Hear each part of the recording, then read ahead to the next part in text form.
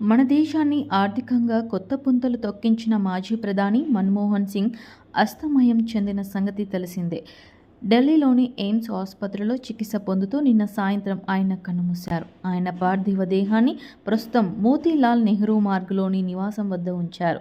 రేపు ఏఐసీసీ ప్రధాన కార్యాలయంలో ప్రజల సందర్శనార్థం ఆయన పార్థివ దేహాన్ని ఉంచనున్నారు. అనంతరం ఆయన అంత్యక్రియలు జరగనున్నట్టు సమాచారం. మన్మోహన్ సింగ్ మృతికి నివాళిగా వారం రోజుల పాటు దేశవ్యాప్తంగా సంతాప దినాలను ప్రకటించారు. ఈరోజు అన్ని ప్రభుత్వ కార్యక్రమాలను రద్దు చేశారు. ప్రధాని మోదీ అధ్యక్షతన ఢిల్లీలో ఈ ఉదయం 11 గంటలకు కేంద్ర కేబినెట్ సమావేశం కాబోతుంది. కాంగ్రెస్ పార్టీ కూడా అన్ని అధికారిక కార్యక్రమాలను రద్దు చేసింది.